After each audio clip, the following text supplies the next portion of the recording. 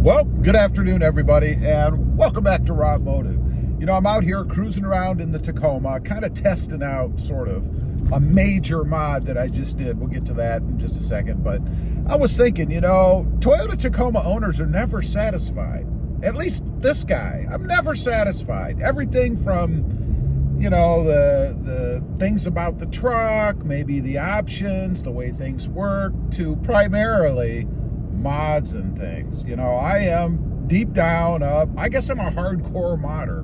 I like to do all kinds of stuff, and that's kind of where the channel came from. My love for doing mods and things to the Tacoma, and I really do love doing it, but I never am satisfied. You know, I've had some people on the channel comment, well, your truck's about done. I guess you won't have anything left to do now. Maybe you'll have to buy a Prius or something. The truck's never going to be done. You know, there's always something else out there, and there's always things to experiment with. You know, recently, and this is what I was talking about a minute ago, I switched out the wireless accessory controller.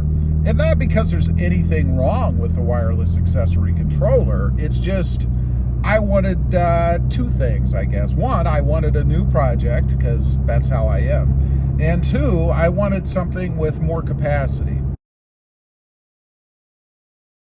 The Trigger 4 Plus that I had, the wireless controller, could only handle 4 accessories. And I've been on this lighting kick recently. I added a grill on the front that has a built-in LED light bar, which I had a light bar before inside the grill itself. Now it's part of the new bumper. And of course, the lights in the grill, the Raptor style lights. But I have another major mod coming that I'm going to add more lighting to, at least 4 or 5 different lights, and then probably I'm thinking some chase lights on the back of the truck, maybe some pod lights pointing backwards, only because I think it'd be cool. And I like to, if you're going to have lights, why not light up everything that you'd want to see? You know, if it's dark outside and I'm backing up, for example, I want to be able to see everything that's behind me. And while we do have backup lights, reverse lights, of course, they're not the brightest thing in the world. You know, they only light up a little bit. I want to see the whole area. You know, if I'm going to get close to something eventually, then I want to know that it's there, and I want to be able to see it.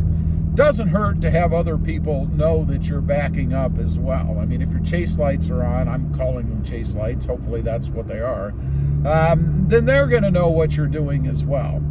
Connecting those up, because I know people are going to ask, would I connect them up to the reverse circuit, if you will, so that when I hit reverse, those lights pop on?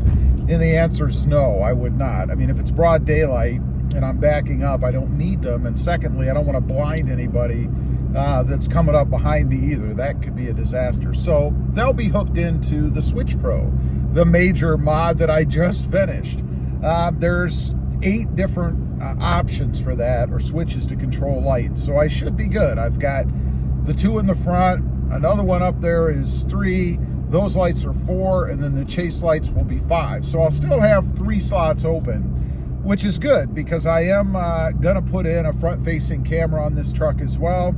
The grill that I have has a spot for the camera, so why not put one in? It's a rather involved mod, but it's not difficult to do, just kind of tedious.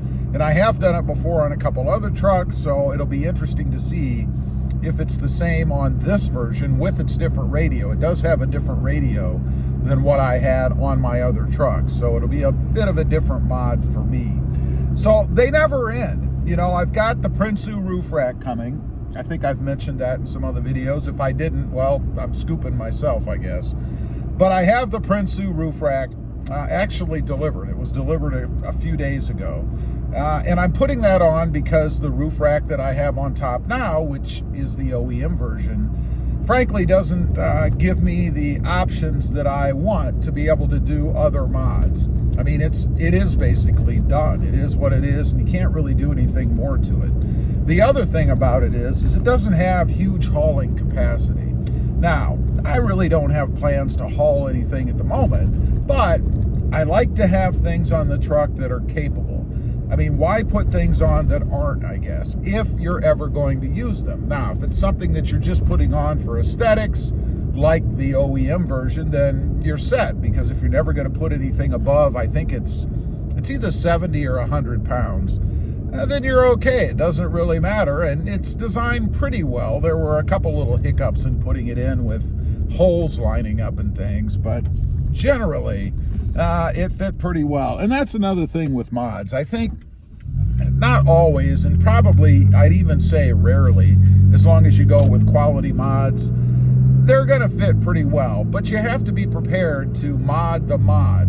I've had to do that a few times. One of the examples I'm thinking of right now, while it's not a Tacoma, but it was a front bumper on a Jeep Gladiator.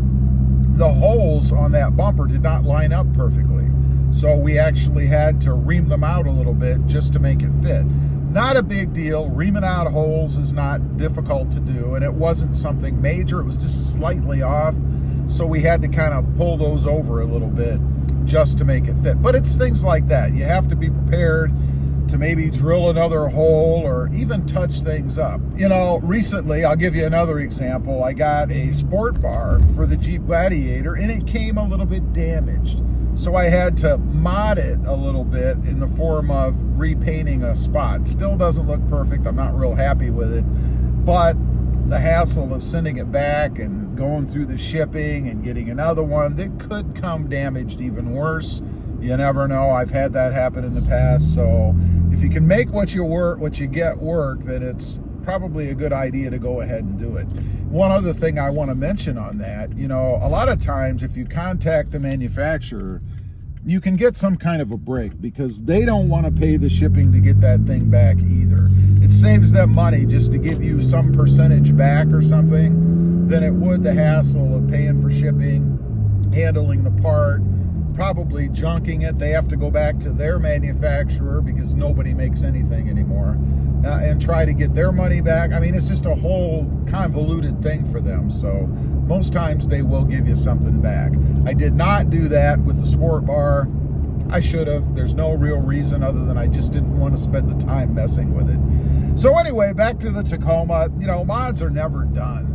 There's always something else out there, and I find as I drive around or see other people's trucks and things, there are things that pop up that I like better in some cases than what I have on mine. So I might switch them out and go to something else. That's really a matter of personal preference.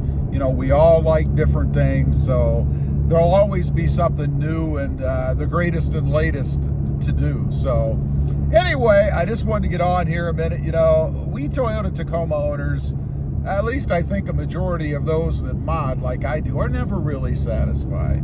You know, we're always redoing something or changing something or adding something, whatever it is.